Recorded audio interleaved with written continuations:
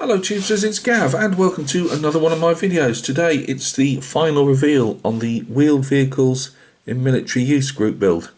I've done the Sdkfz 234/3 Stummel. So it's a Sdkfz 234.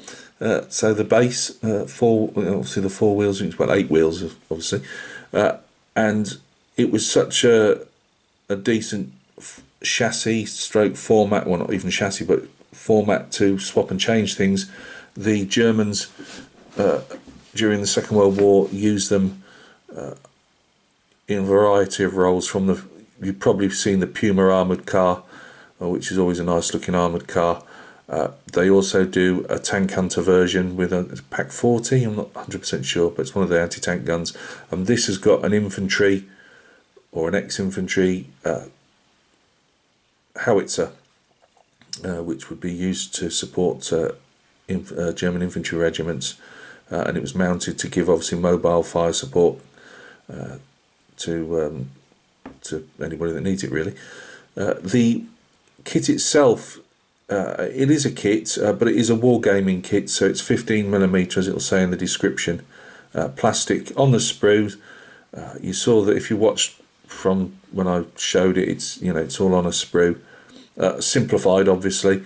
I like them because they don't take a lot of room up, and you can still do scratch building, just like a 1:72 scale kit. You can, if you're really dexterous, you can open side bins up, and I had half thought of opening a couple of side bins up on these and have it looking abandoned, but I went for the easier option. But I did scratch build some bits and pieces on the interior, which you can't even see now.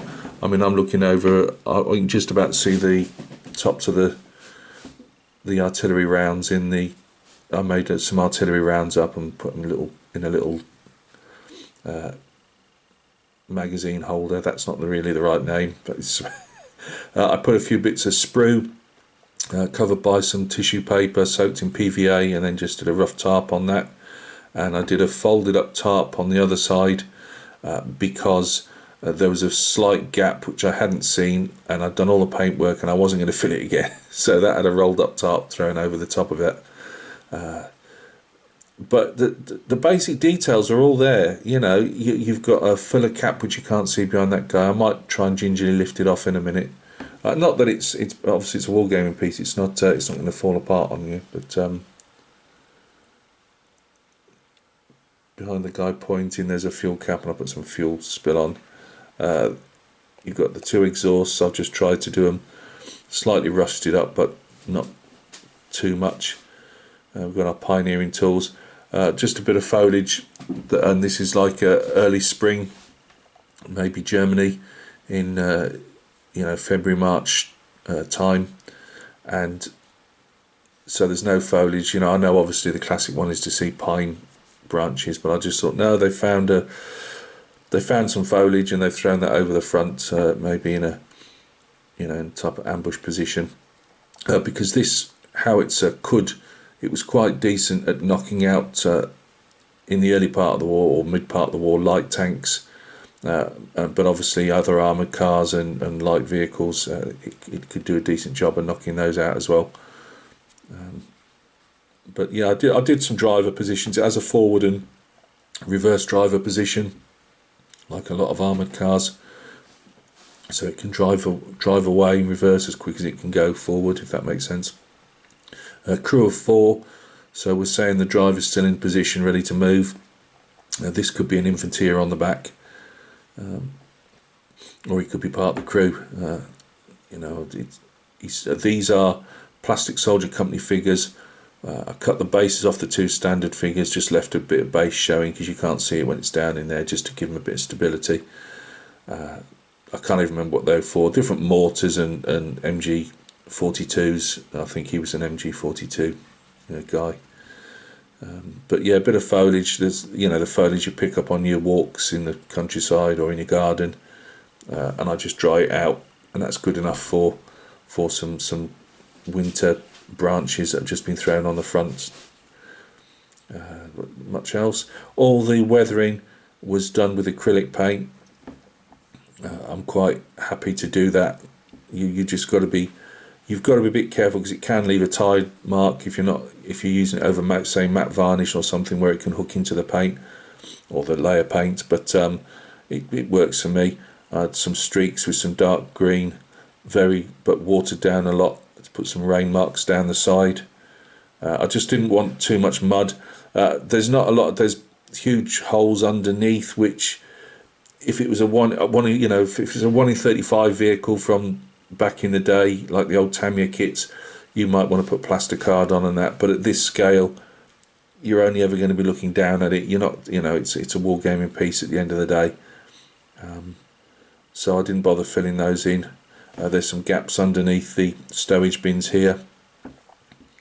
And again, no, you're just never going to see them, so I did leave those like they were. I did think of maybe opening up engine compartments and that, but I was pressed for time after stuffing up the first one I was going to build. I was going to do a 1 in 76 Hemmet, 1 in 72 Hemmet, and it was just easier.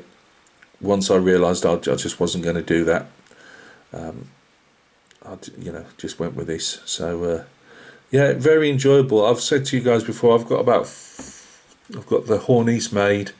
It's waiting for. These will all show up in a Dio eventually.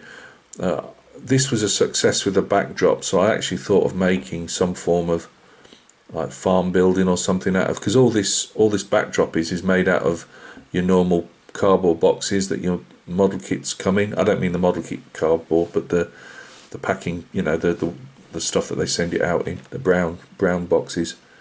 As I say, these could have done with making these slightly smaller, not that much. They were big monumental rough hewn stones that I saw in the photograph. As I said to you guys on the last one, the photograph I got this barn from, the barn was right up to the road, which they are a lot in the UK. It had a timber frontage. The timber frontage is actually plastic cardboard. It's already pressed in. I've had them for years and I just never thought I'd ever use them, so I was quite happy with that. Otherwise I would have just done the laborious bit of either scoring or layering plastic sheet. It would have made it more chunky, but in this type of scale I'm actually quite more happy with these recessed in. It had shutters that look like they've opened. I have seen a couple in the UK that actually open inside, not outside, if that makes sense. So you got to stretch out and shut them again. They actually clip back into. They usually have a bracket or something that they open back inside the barn. And these are huge barns. I mean, the barn this had another 4 windows down in the photo that you could see in the photographs. It was a lot bigger than this, but obviously I just wanted it to. It all had to fit on this little blue foam base. The cobble effect, as I said before, was actually a plastic sheet bought at the same time as this. Again, completely stuffed up the scale. It's supposed to represent these type of tiles. I think they're more Mediterranean tiles, but there was no definition whatsoever, but it just about shows a bit of cobbled effect. So that was something else I didn't have to make.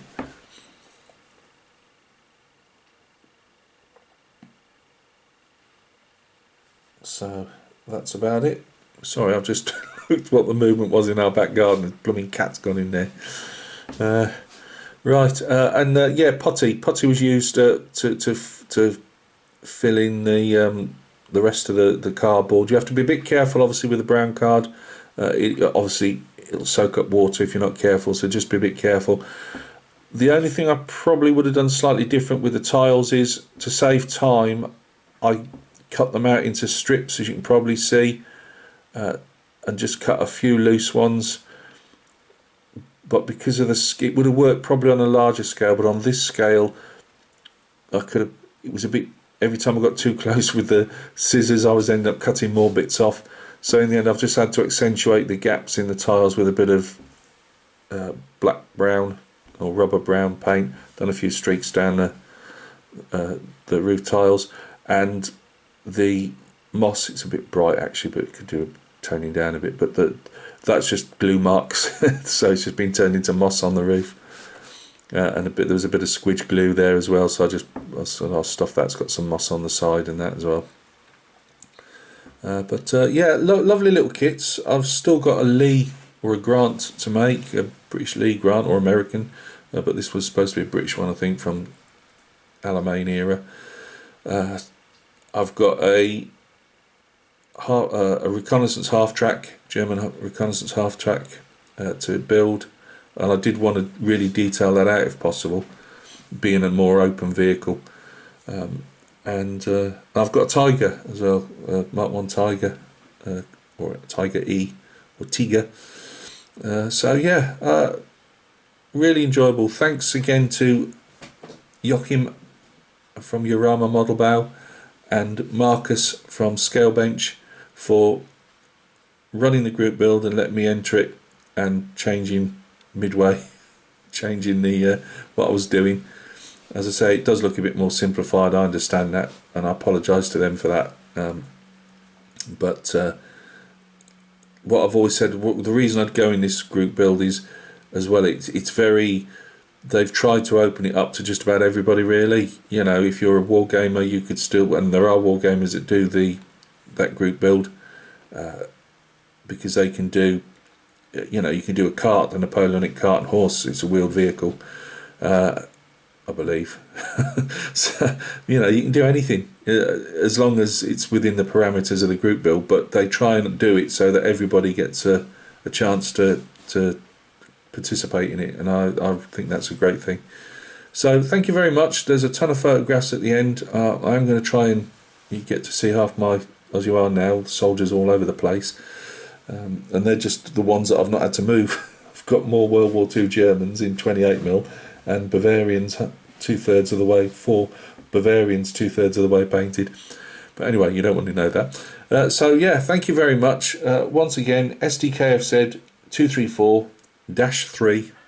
There's the 3 accounts for the Puma and the other ones. The Stummel is a 3.